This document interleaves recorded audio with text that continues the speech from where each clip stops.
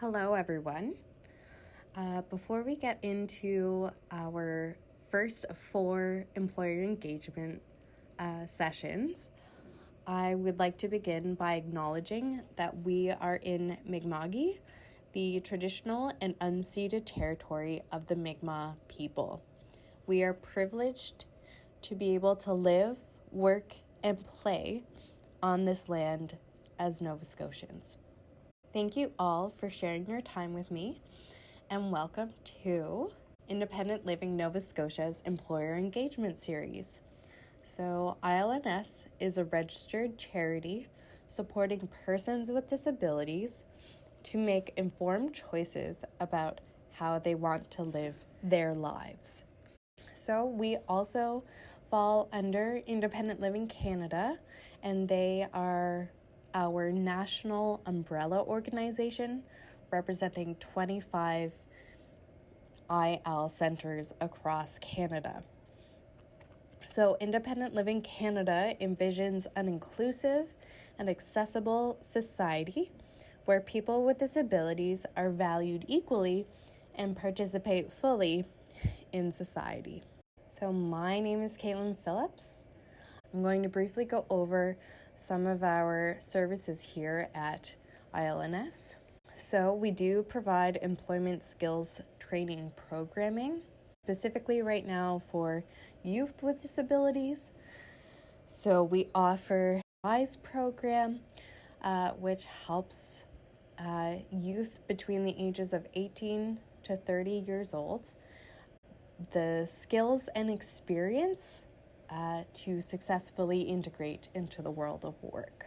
We also provide transition planning and community partnership through some of these pre-employment and employment programs.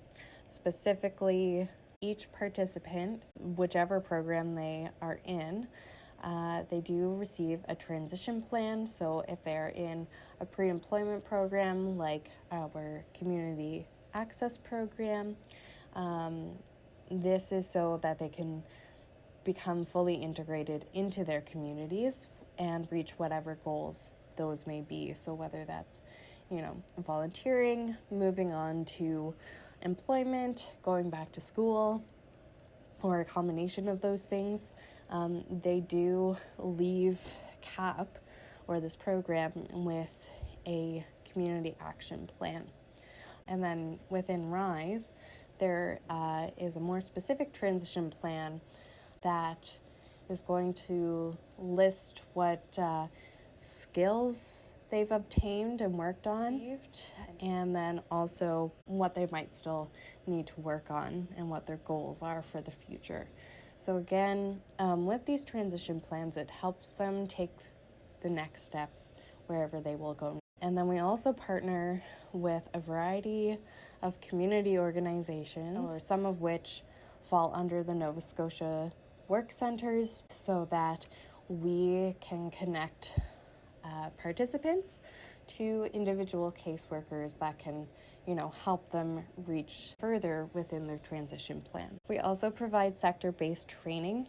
So specifically through our Hotel Works program, this program is for those who are interested in gaining experience and working in the hospitality industry, whether that's at a hotel, through their front desk or guest services, through food and beverage as well, or finally through cleaning services.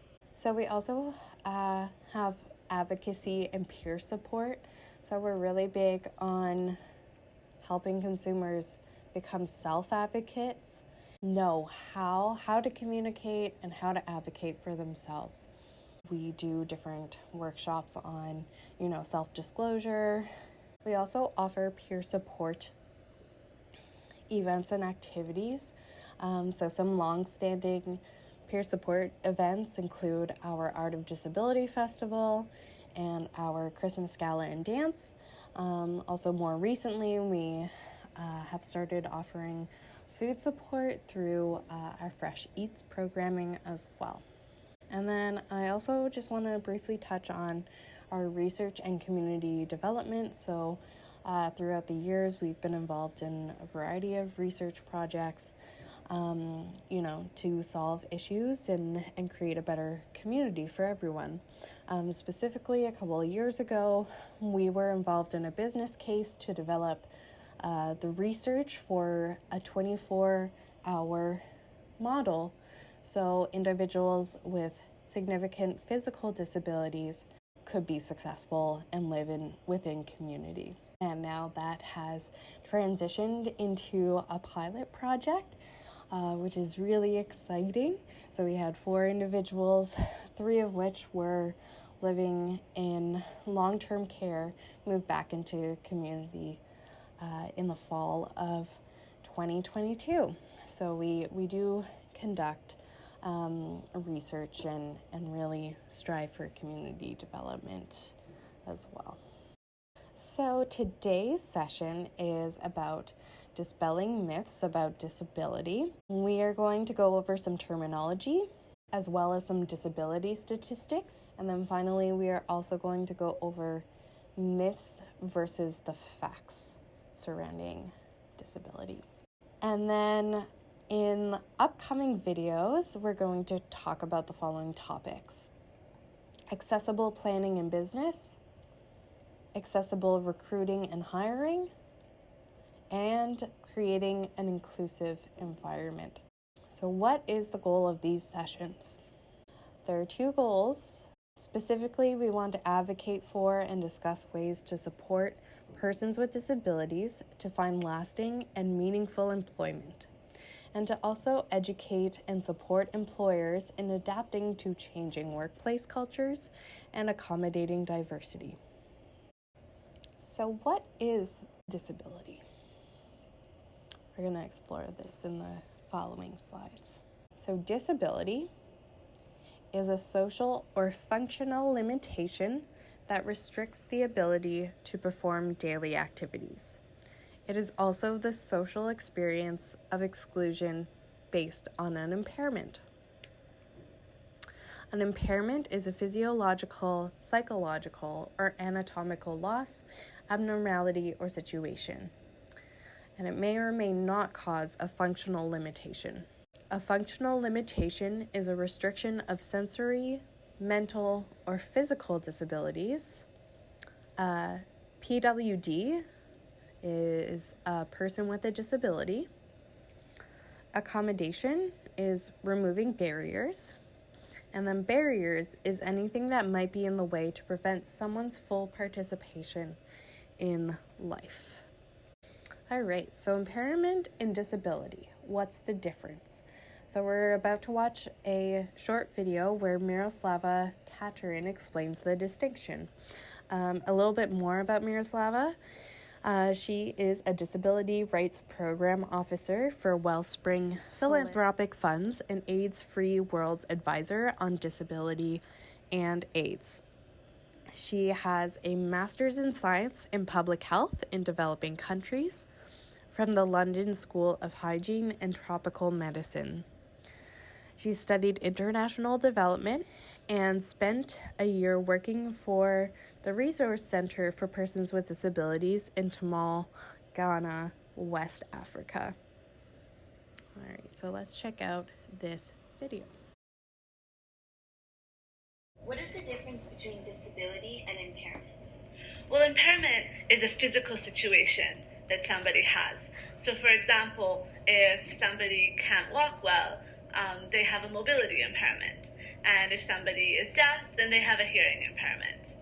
But disability is the social experience of exclusion because of the social or environmental barriers that exist that then disable somebody. Because if you live in a town with no stairs and your physical impairment makes it difficult for you to climb stairs, but yet you live in a place with no stairs, then you won't be disabled in any way.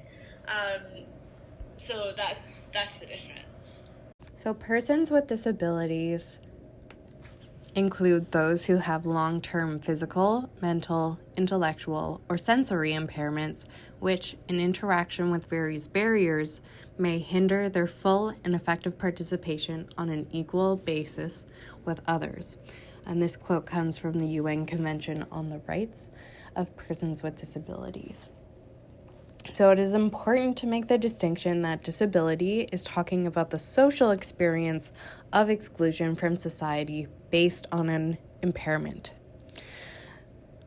So, for instance, Miroslava uses the example of a person who has a mobility impairment and has difficulty climbing stairs. In this case, if they lived in a town with no stairs, they would have no exclusion and therefore are not disabled in any way.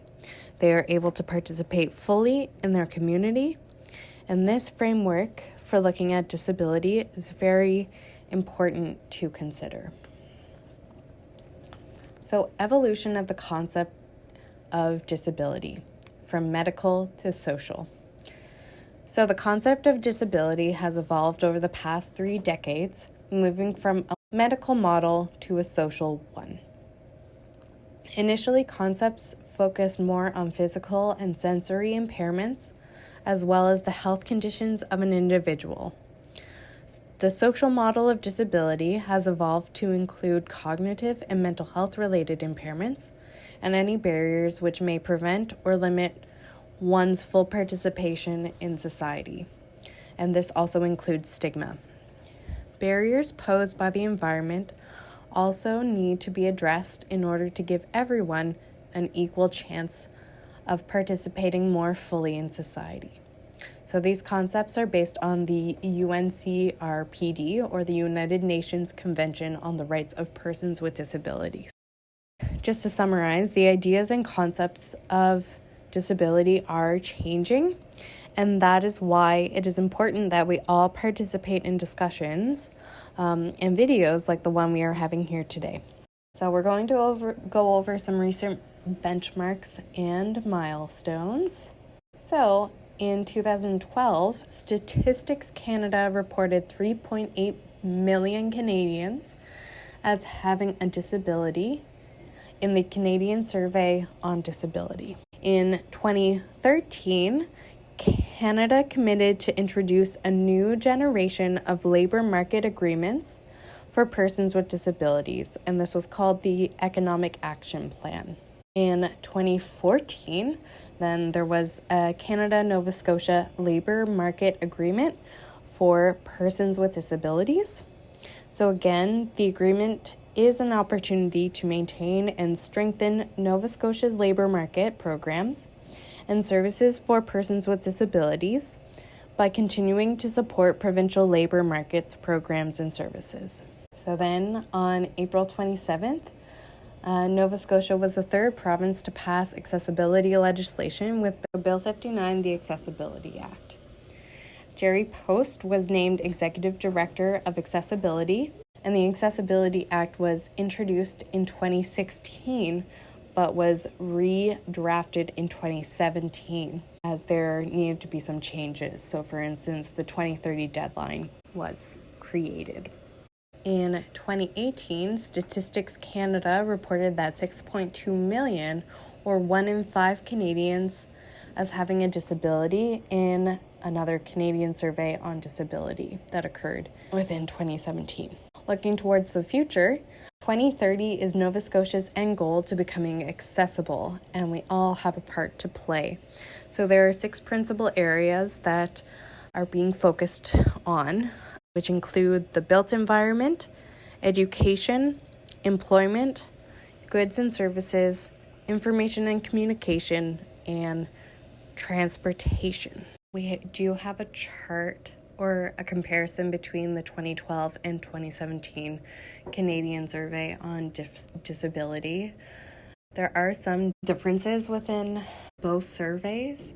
The green portion of each chart, so step 1 within the census is persons likely to have a disability. So in the 2012 survey, 21.4% are likely to have a disability, and then in the 2017 survey, 35.3% are likely to have a disability. And then the bottom yellow portions of each chart illustrate persons with a disability. So in 2012, there were 13.7, and in 2017, there were 22.3%. So why is there a difference? In the 2012 survey, questions were not as inclusive of persons with cognitive and mental health related disabilities. So mental health related disabilities alone account for 7.2% of all persons with disabilities and 7.8% for youth ages 15 to 24. Other differences can be changes in social perceptions and self-identity. Also, it's probably even higher now due to the COVID-19 pandemic. However, disability is still very underreported due to stigma and lack of education, especially around mental health. Go through some mental health statistics. Over 2 million Canadians reported a mental health related disability, so 7.2% in 2017. Mental health issues and disorders are more prevalent in women. So, for example, 8.9% of women have mental health issues and disorders versus 5.5% for men. So, is this underreported, and why might this be? So some more mental health statistics. 3 out of 5 youth with disabilities have a mental health related disability. They represent 60% of over 500,000, so 546,000 Canadian youth with disabilities. Mental health issues are higher for younger women, 11%, than young men, which is 5%. COVID-19 has also increased mental health issues for everyone, and the data has yet to reflect this. It's also important to understand that mental health is either considered their disability or is co-occurring with another condition. All right, so next we're gonna just go over some Canadian survey on disability facts. Seniors are almost twice as likely to have a disability as those of working age. All disabilities are more prevalent among women. Over 2/3 of persons with disabilities have at least 2 or more disability types. As we all age, we do need to think about what that statistic really means. So anyone can become a person with a disability at any time due to genetics, disease, or accident. Now we're going to specifically talk a little bit more about disability in Nova Scotia. So 30% of Nova Scotians 15 years old and older have at least one disability, whereas the Canadian average is 22.3%. And this represents 229,430 people in Nova Scotia. Nova Scotians with at least one disability, 32.4% of females have at least one disability, whereas 28.1% of males have at least one disability. So, in terms of the top 4 most common disability types, there's 19.8% that are pain-related, 14.2% have to do with flexibility, 13.3% mobility, 11.8% are mental health related. The other disability types, 6.7% have to do with dexterity, 6.6% are hearing related, 6.5% seeing, 5.3% memory, 5.2% learning, and 1.3% developmental. So when you look at the labor force and disability status among those aged 24 to 64 within Nova Scotia, in this chart on the upper right-hand side, so the dark blue represent persons with disabilities, and then the light blue are persons without disabilities. Within the labor force, so those looking for work or employed, there's 62.2% are persons with disabilities compared to an 84.5% for those who do not have a disability or disabilities. And then the second chart is for those who are employed. So there's, again, a difference between persons with disabilities versus those with who do not have disabilities. So 55.4% of persons with disabilities are employed, and 78.8% are employed who do not have a disability or disabilities.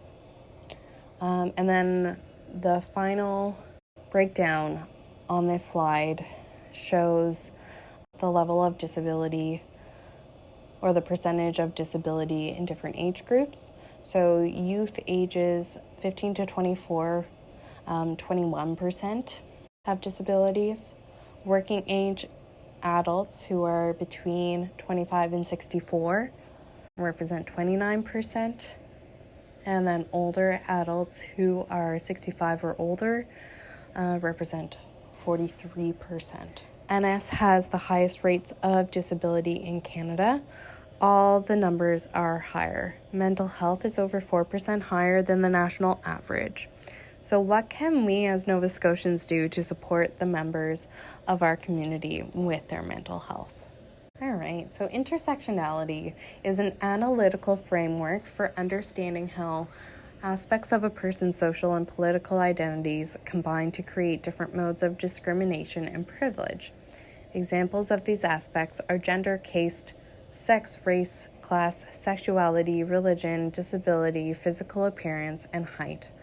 Kimberly Crenshaw, a law professor at Columbia and UCLA, coined the term intersectionality to describe the way people's social identities can overlap.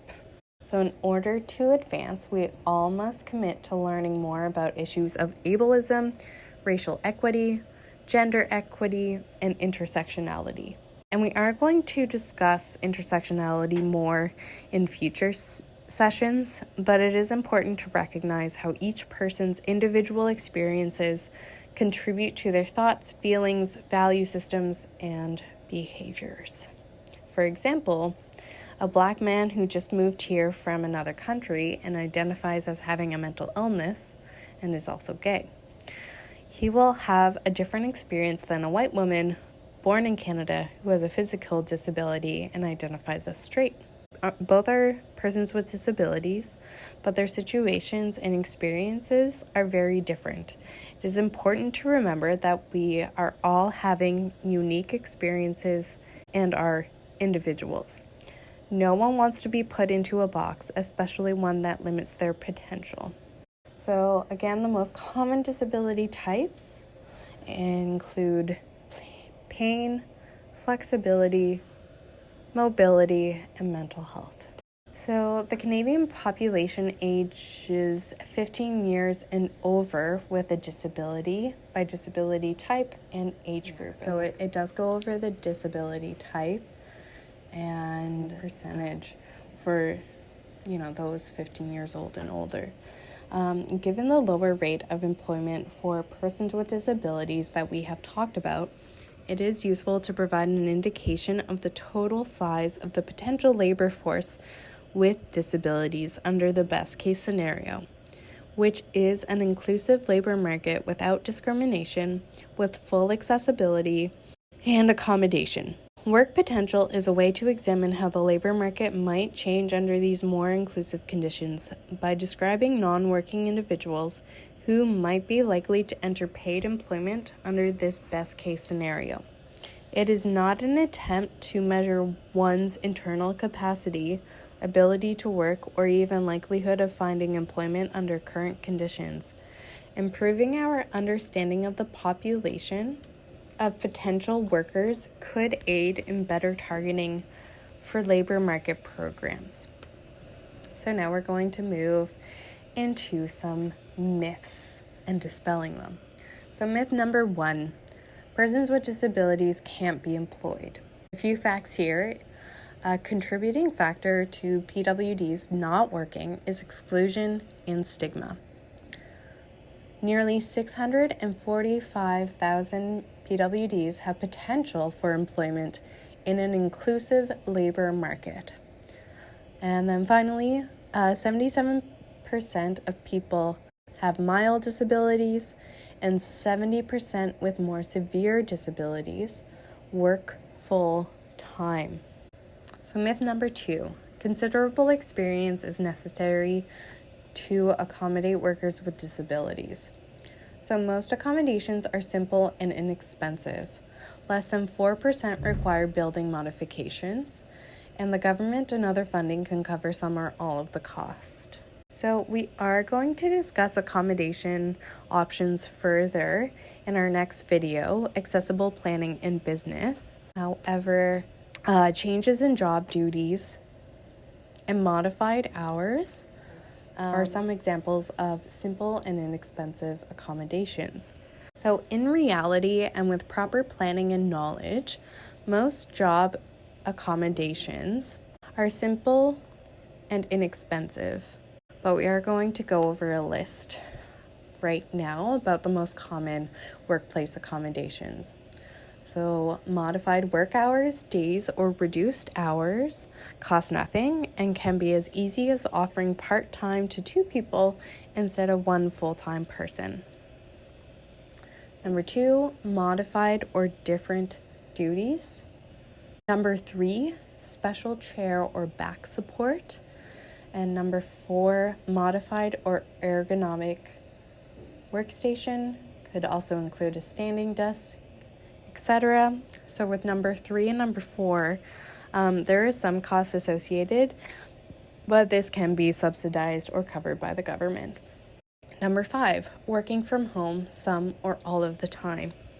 We saw during the COVID-19 pandemic how much this was possible, even just at certain times of the year. So for instance, we actually have a consumer who works for the government. They do use a wheelchair, and the majority of the time they work from home. So their workplace was able to provide that accommodation. Especially that makes it easier, like during the winter time with like all the snow and all of the different types of weather that we get.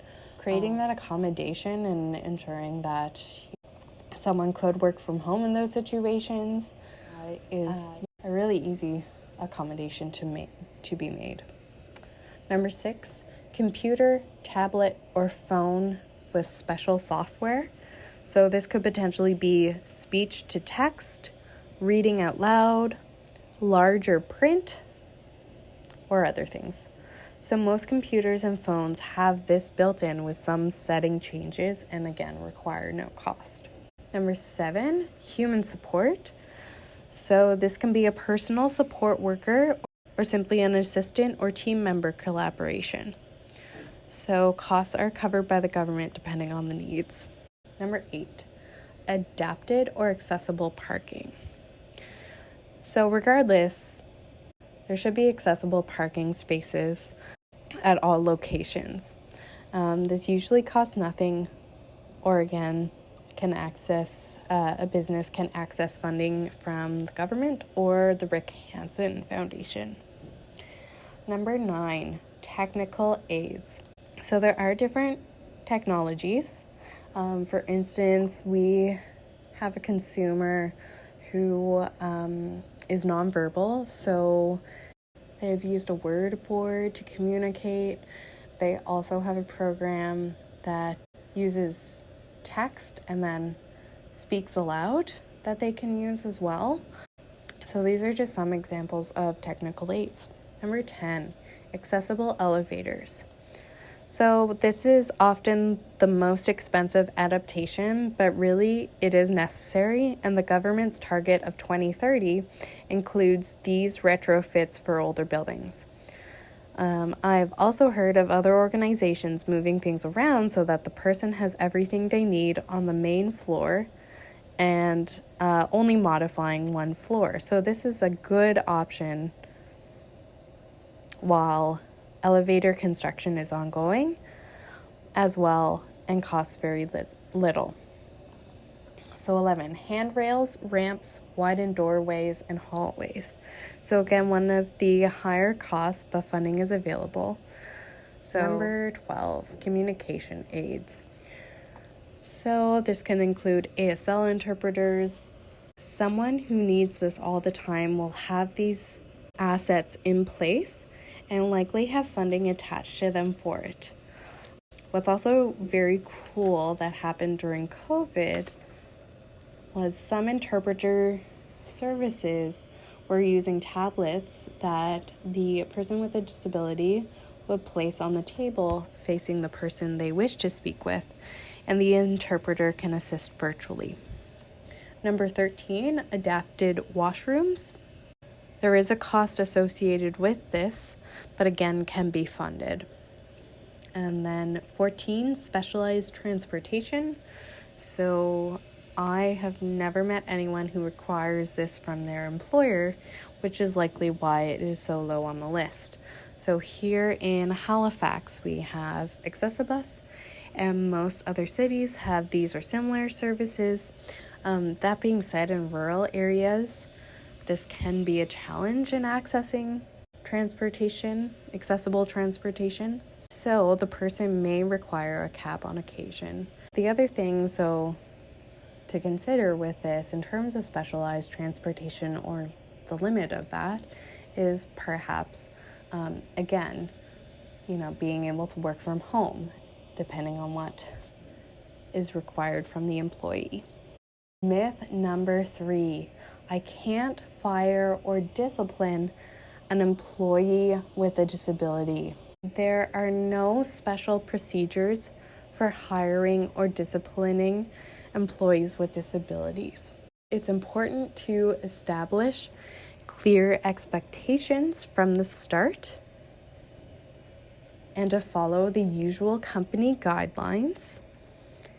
If a performance problem does occur, again, follow the company's guidelines, discuss the problem with the worker, look for solutions, and document the situation, and if necessary, terminate the employment agreement.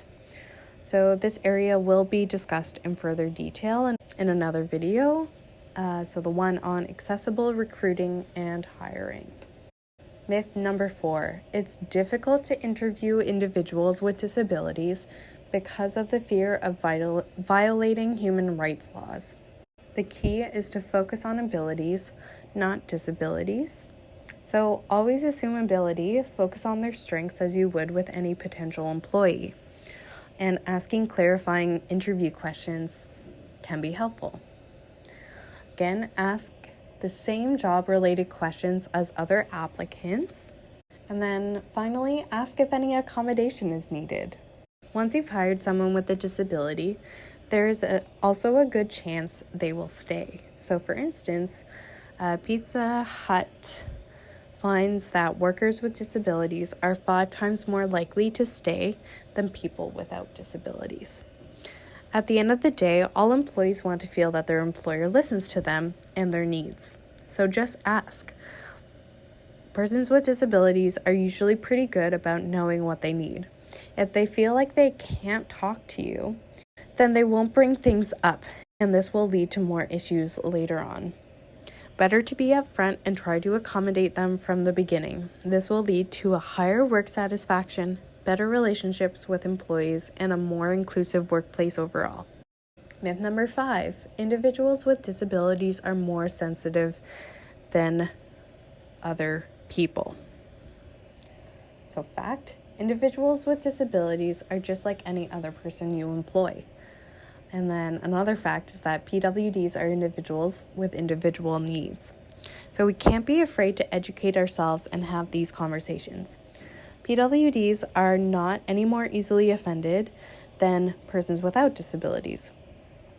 Just ask in a respectful tone if you have a question and give them the option to decline if they don't want to answer.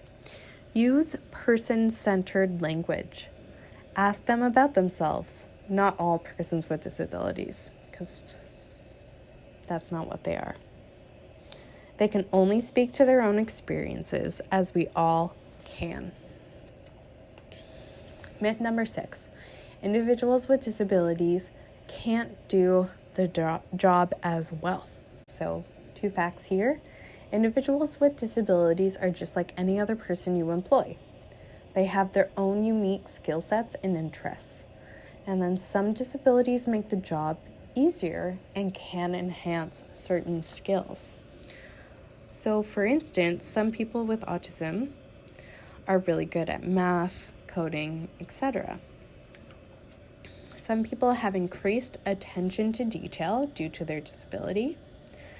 And someone who is blind may have a better sense of hearing or smell and may be better suited for jobs with those unique skills. Of course, this is not true for all people. They are individuals, but we can't write anyone off. Again, we are looking at the individual person and their individual skill set and whether it is a good match for the work as we would with any other employee. Now we are going to watch another short video about a company who has had success with hiring all or mostly people with disabilities. So Walgreens executive Randy Lewis was inspired by his son to change the company's hiring practices, and it's already changing people's lives for the better. So over 1,000 PWDs were hired. Sadly, it takes having a PWD in our lives to make these changes and become advocates. So with 30% of Nova Scotians having a disability, don't we all know someone? Or maybe we are someone. So let's watch this video.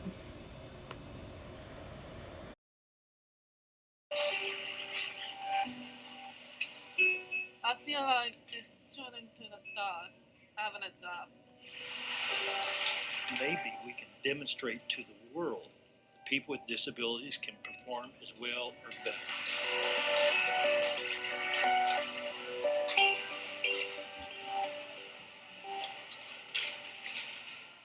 I have autism, learning disability, and hearing loss. I have a mixture of all 3, which is pretty hard, but a good battle for life. We'll get some fresh air, Jules. Julie has a genetic disorder. The hospital doctors told me if she survived, she'd be a vegetable. She's been through so much and still managed to be successful. What is that? My congratulations. Back in my school years were really bad because I had been bullied. I didn't even know what they didn't like about me that made them walk away. Julie having a job is a dream that we all never thought would come true. People with disabilities die a death of 1,000 cuts when it comes to getting a job. And maybe we can do more. I was Walgreens Chief Supply Chain Officer for 16 years. And my son, Austin, has autism. You're making me remember. Well, you remember things well. Sometimes we don't. Austin didn't talk till he was 10. But today he drives and works. I underestimated Austin over and over and over, and he surprised me again and again and again. I came to the conclusion there was a whole group of people out there probably that could do the job as well or better that we were unjustly leaving behind. What we did was hire 1,000 people with disabilities, 10% of our entire workforce in the logistics workforce, earning the same pay, doing the same jobs, side by side. The first building turned out to be the most productive in the history of our company. People with disabilities work safer, retention is better, absenteeism is less. As simple as that. I work at the Walgreens Distribution Center, and I do SPS picking. They even have a nickname for me. They call me Speedy. I can pick so fast that the machine can sometimes end up breaking. When I first started, I was very nervous because I didn't know if I was entering the past again. I felt like the minute I entered the door of the walkway, the path. Fuck. There's a difference between having an existence and having a life. Julie just wants to fit in with everybody else.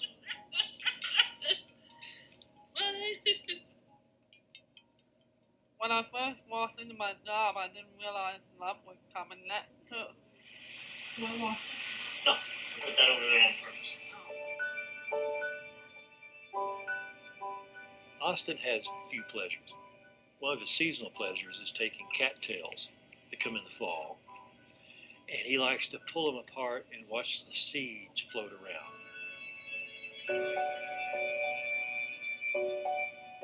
I was forced to look past the autism to see Austin.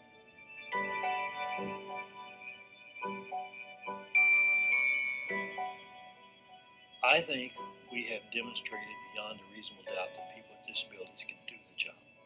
Try it. If it doesn't work, what would you really lose?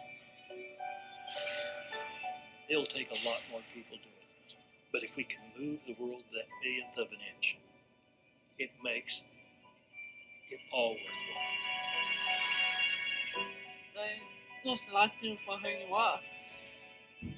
And it's been a big change in my life. Alright, so that's a great video capturing all that persons with disabilities can do in the workforce and just in everyday life. On this next slide, we have, many people might have seen this already, we have two images. The one on the left-hand side shows three individuals, all different heights, all standing on one box because they're trying to look over a fence and watch a baseball game. Now, unfortunately, because of being equal, the shortest individual cannot actually see the baseball game. The individual in the middle can kind of see the baseball game, and then the tallest individual can definitely, they can definitely see the baseball game. But on the right-hand side, the image, again, very similar image. However, it shows a fair comparison, whereas the tallest individual isn't standing on any boxes. The second individual is standing again on one box so that they can see over the fence, and then the third individual, the shortest one, is standing on two boxes so that they can see over the fence and watch the game. So what is equal is not always what is fair for persons with disabilities. Supports or accommodations to those with barriers can help with equality and dissolving ableism in our society. So it's important to remember, again, disability is a social experience of exclusion. Here's another two images. So the top one shows, again, equality or equal, meaning there are four individuals and they all have the same bike. The individual in the wheelchair can't use the bike at all. There's a very tall individual that looks like they're squeezing onto the bike. There's another individual that the bike works for them. It's the right size. And then there's another individual who is, smaller, and the bike is too big for them. So with equity, each person within this image has the appropriate bike for them. So there's an adaptive one for the person who uses a wheelchair so that they pedal with their hands. There's a bigger bike for the taller individual. The individual who had the right size bike continues to use that size for them. And then the smallest individual has a smaller bike. So we have to think equity in terms of, accommodation and creating inclusivity.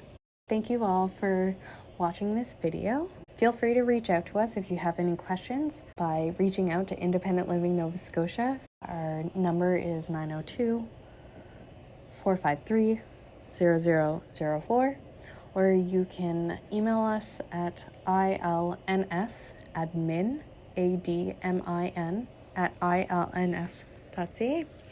Thank you so much, and we hope you watch our other videos as well.